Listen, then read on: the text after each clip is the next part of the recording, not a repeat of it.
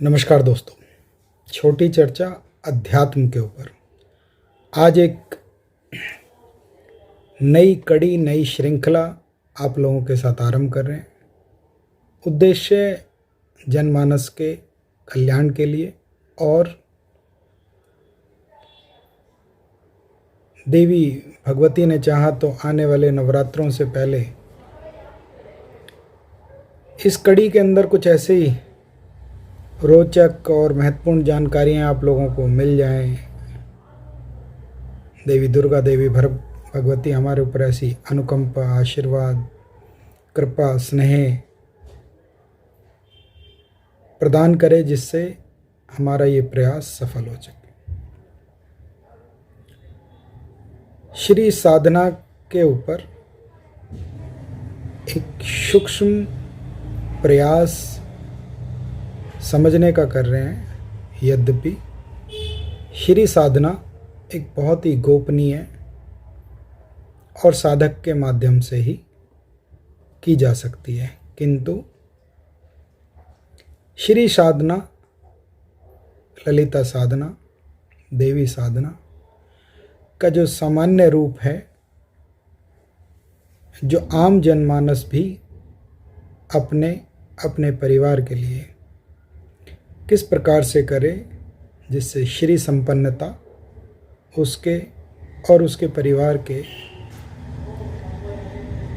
सभी सदस्यों के ऊपर बनी रहे। वैसे तो इसको श्री यंत्र के ऊपर ही साधित किया जाता है, किंतु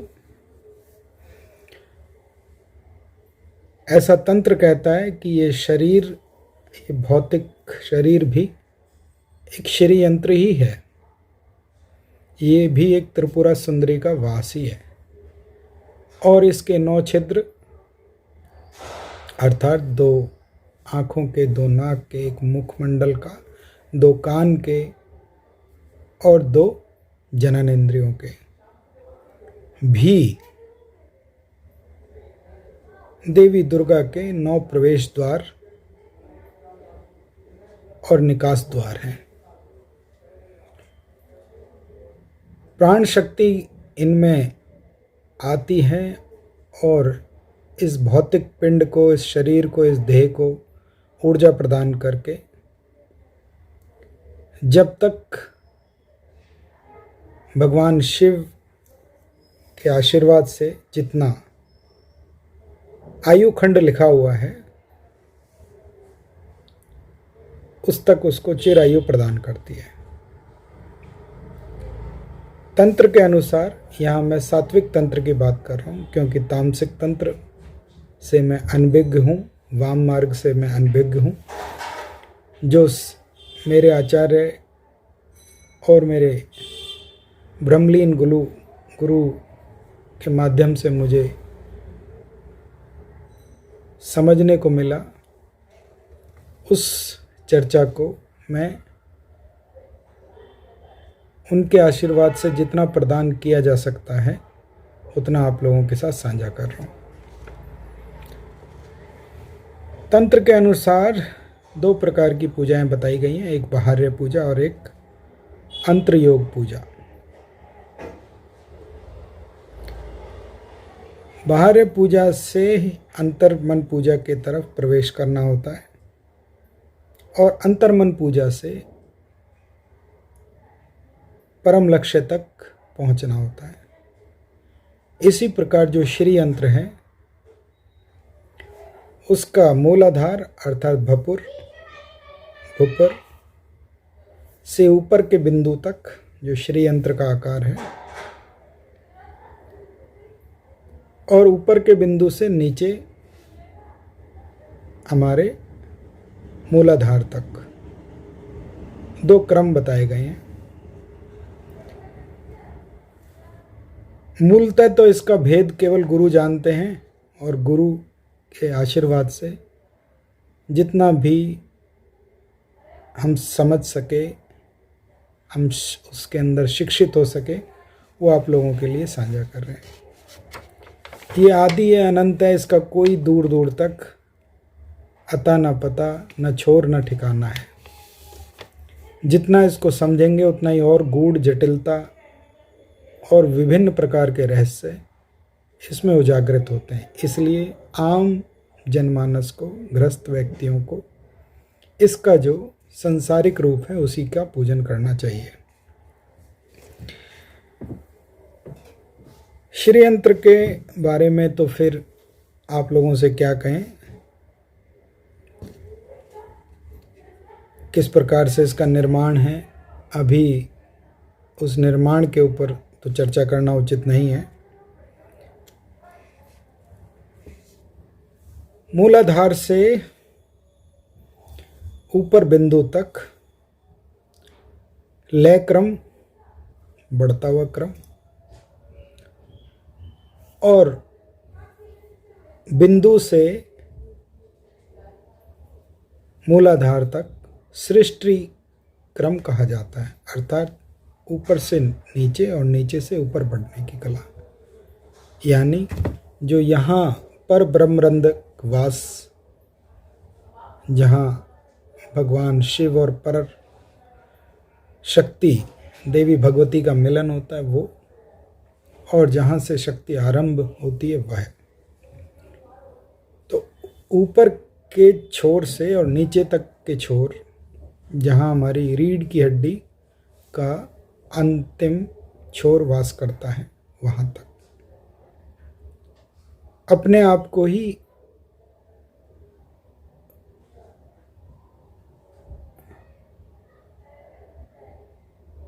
समाधि लेने की कला श्री यंत्र साधना कही गई है।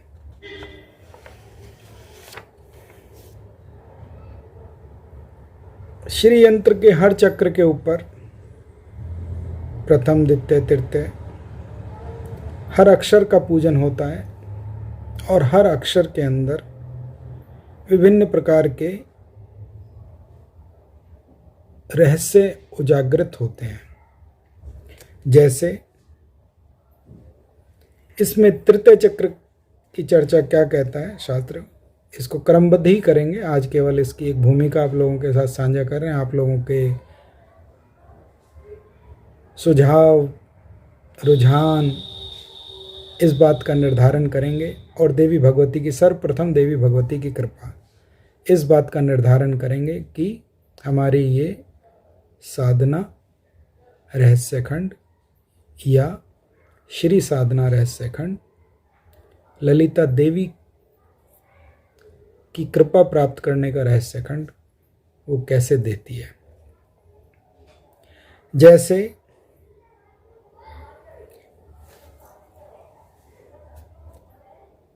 तंत्र राज के अनुसार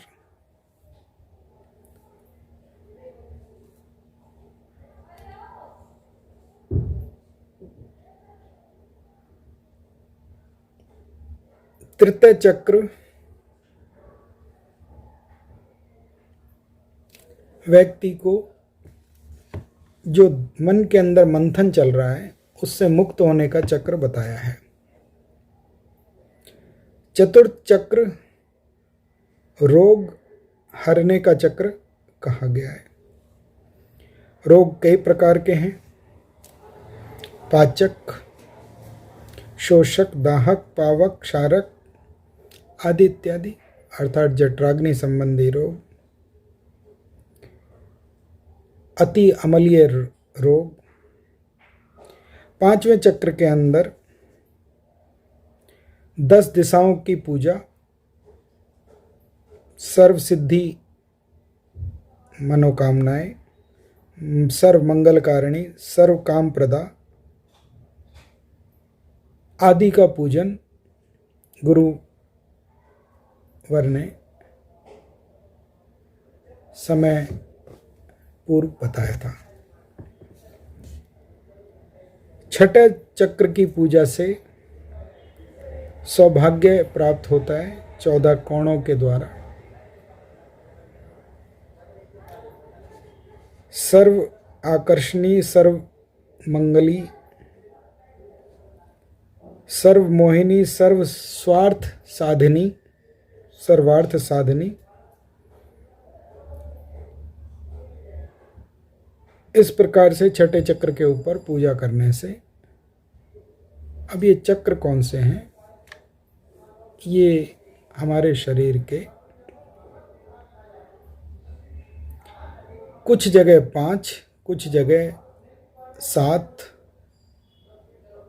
और कुछ स्थानों पे 9 बताए गए हैं, लेकिन देवी भागवत पुराण के अनुसार इनकी संख्या श्री यंत्र के ऊपर 9 बताई गई हैं, क्योंकि ये शरीर भौतिक देह भी श्री यंत्र का ही प्रतीक कहा गया है। अर्थात ऐसा प्रतीत होता है कि मूलतः 5 या 7 चक्रों का वर्णन अलग अलग स्थानों पर आया है, किंतु अगर इस भौतिक पिंड को, इस भौतिक शरीर को ललिता सुंदरी का रूप माना है, उसका आशीर्वाद माना है, उसी का ही श्रीयंत्र हम हैं, तो चक्र 9 होने चाहिए। 7वें चक्र के ऊपर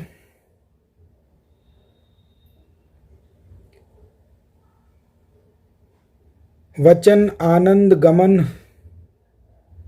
उपदान, उपेक्षा और बुद्धि की शक्तियां वास करती हैं। आपके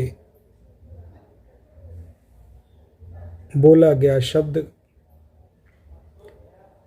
आपको आनंद की अनुभूति, आपके शब्दों से आनंद की अनुभूति,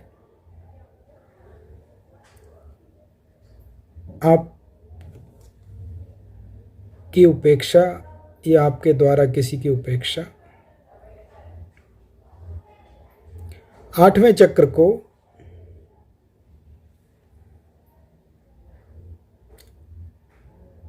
मुख्यतः आकर्षण चक्र कहा गया है। शब्द आकर्षण, रूप आकर्षण, नाम आकर्षण। कभी कभी ऐसा नाम उच्चारित किया जाता है और श्रवण करने का अवसर प्राप्त करता है कि नाम के अंदर ही एक अति सुखद अनुभूति होती है। 8वें चक्र में इस प्रकार के शक्तियां वास करती हैं।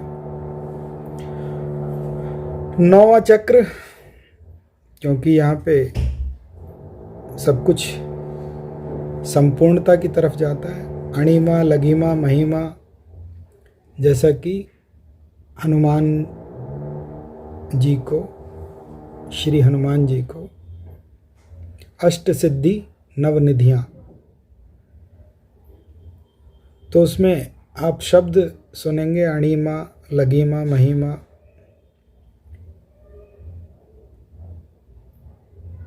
भुक्ति और इच्छा, ये 9वें चक्र के ऊपर प्राप्त होता है।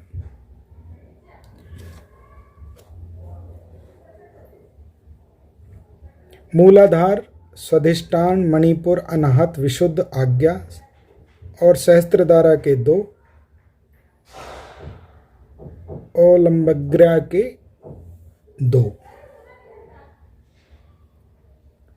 तो 5 और 2 7 और 2 9, ये इनका रहस्य है। देवी भगवती से प्रार्थना करते हैं कि संसार को भय से मुक्त करने के लिए लगभग 1 वर्ष से पूरे संसार में भय, व्याधि और स्थिरता बनी हुई है, उससे मुक्ति देने के लिए वो हमें अपना आशीर्वाद प्रदान करे।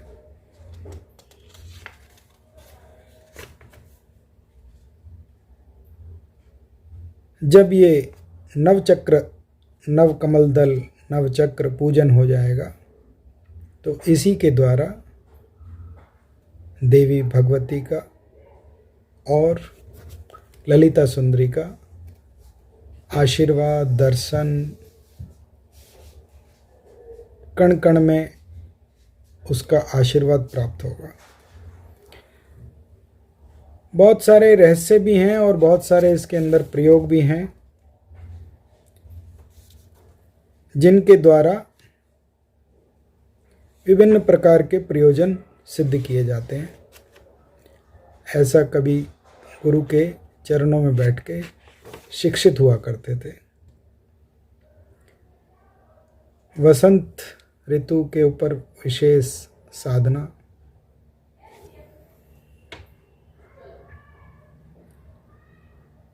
सिद्धि के साथ प्रयोग,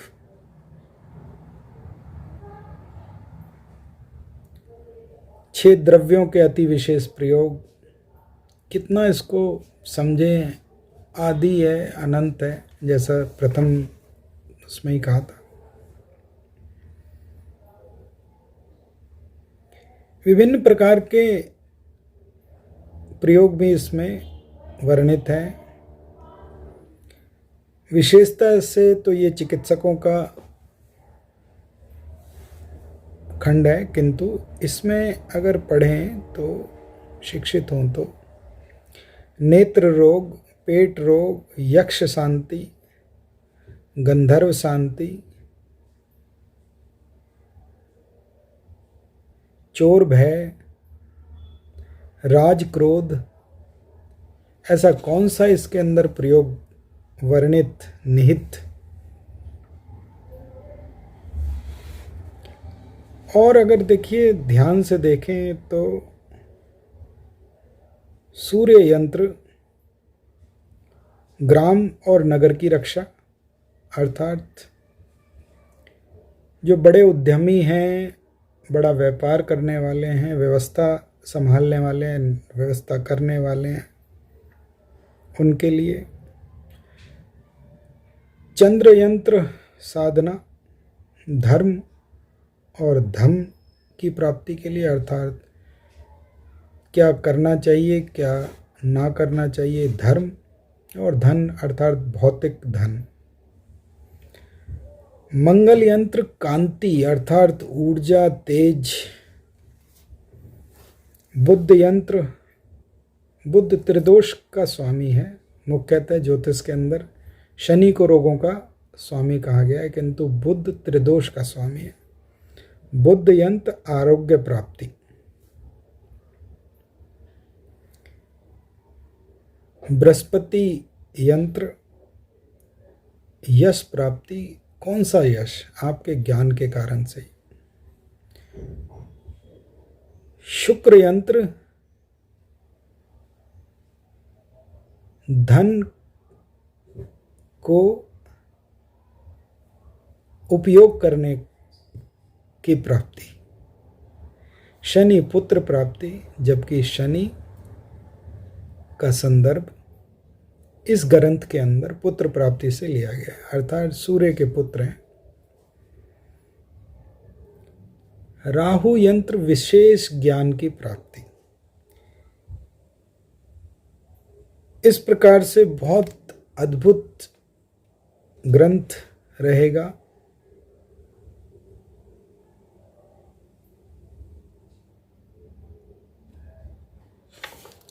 देवी के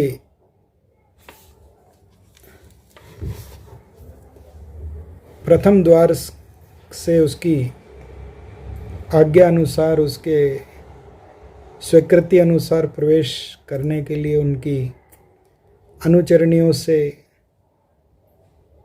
प्रारंभ करेंगे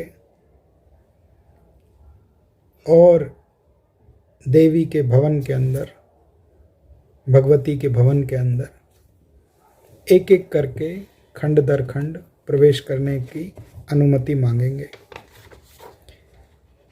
ये द्वार कौन से हैं और उन द्वारों के ऊपर देवी की अनुचरणियाँ कौन द्वारपाल हैं, वो तिथियों की देवियाँ हैं। प्रथम तिथि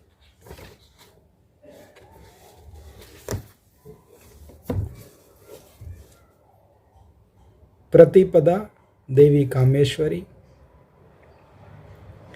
इस प्रकार से देवी कामेश्वरी का आशीर्वाद लेके भगवती के भवन में प्रवेश करने की अनुमति मांगेंगे। उसकी अनुकंपा होगी, उसकी कृपा होगी तो हम आगे इस श्रृंखला को, खंड को लेके चलेंगे और खंड दर खंड अगले प्रवेश द्वार पे पहुंचकर अपनी साधना के चरमों उत्सव पे पहुंचने की चेष्टा करेंगे। छोटी चर्चा अध्यात्म के ऊपर आप लोगों से साझा करी। अभी केवल इसका एक देवी से आशीर्वाद लेने के लिए आज प्रार्थना आप लोगों के साथ करिए। देखते हैं कि उसकी कृपा हमारे ऊपर किस प्रकार बनेगी और कैसे हम आप मिलके साधना को पूर्ण कर पाएंगे। धन्यवाद, प्रणाम, खुश रहिए। त्रुटियों के लिए क्षमा और विशेषतः देवी भगवती से क्षमा भी मांगते हैं और आशीर्वाद भी मांगते हैं। आवाहम न जानम विसर्जनम। ना हम पूजा जानते हैं, ना पूजा का ढंग जानते हैं, ना पूजा की विधि जानते हैं। मंत्रहीनम भक्तिहीनम, मंत्र भी हमें नहीं आते हैं, भक्ति भी तेरी किस प्रकार से करें ये भी कह देते हैं। लेकिन पूजा भी तू ही है, पूजा का फल भी तू ही है, पूजा कराने वाली भी तू ही है और ये भौतिक शरीर भी तेरा जिसके द्वारा तेरी उपासना हो रही है। तो अपना आशीर्वाद बनाएं और हमें क्षमा याचना प्रदान करें। अगले खंड में आप लोगों के सुझाव, आप लोगों के रुझान देखकर इस खंड को धीरे धीरे आगे बढ़ाएंगे। प्रणाम, खुश रहिए। त्रुटियों के लिए क्षमा। आपके सुझाव सदैव प्रिय रहेंगे।